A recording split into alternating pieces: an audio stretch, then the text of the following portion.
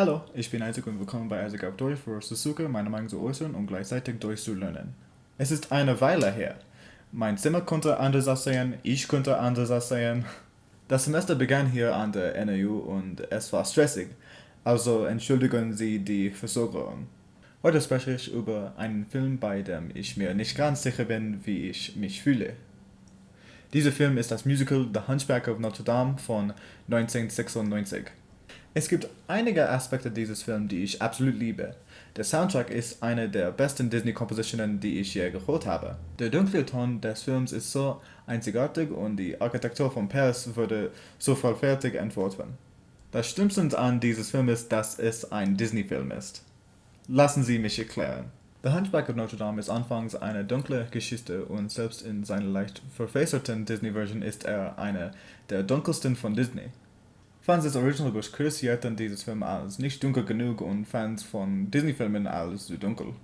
Die Eröffnungsszene ist eine großartige Möglichkeit, die Bühne zu bereiten und Tony J's spektakuläre Rolle als Frollo vorzustellen. Ich würde argumentieren, dass Frollo, der Hauptfigur des Films, eine meiner Lieblingsfiguren in Disney ist. Frollo wäre kein Frollo ohne Tony J's spektakuläre Leistung. Seine tiefe, entschüchternde und dennoch schöne Stimme siegt einen erschreckenden und dennoch eleganten Charakter. In der Originalfassung war Frollo Priester. Disney wollte jedoch nicht, dass ihr Hauptfigur ein Mann der Kirche ist, also ist er stattdessen ein Richter. Viele Menschen finden Probleme mit dieser Veränderung, aber da sein sozialer Status weitaus wichtiger als sein Beruf, kann ich ihn übersehen. Der Soundtrack in diesem Film kann meiner Meinung nach leicht mit dem Lion King von 1994 mithalten. Das Eröffnungsthema und die Wiederholung sind einige der wiederholbarsten Songs, die ich je gehört habe. Paul Kender hat eine spektakuläre Stimme und es ist eine Schande, dass er nicht in mehr Dinge verwickelt ist. Ich kann nicht beschreiben, wie sehr ich Frollos Hauptthema und Song Hellfire liebe. Wie Frollo ist einschüchternd und verdreht, was in direkt Gegensatz zu Quasimodos optimistischen und hoffnungsvollem Thema Out There steht, was ich in Ordnung finde, obwohl es für diesen Film etwas zu optimistisch ist. Apropos viel zu optimistisch für diesen Film, die Wasserspeier.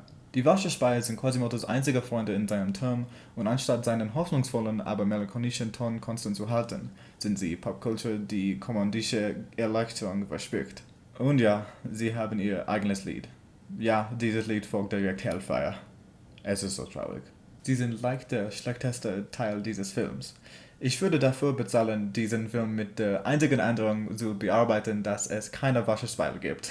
Möglicherweise stellen sie auch fest, dass dieser Film möglicherweise nicht von Disneys A-Team gedreht wurde oder etwas überstürzt ist. In eigenen überfüllten Szenen ist es sehr leicht zu erkennen, dass die Personen im Hintergrund CGI ist. Es ist sehr ablenkend. Das ist sehr bedauerlich, weil der Rest des Films großartig aussieht. Ich denke, der Stil dieses Films ist auch sehr einzigartig.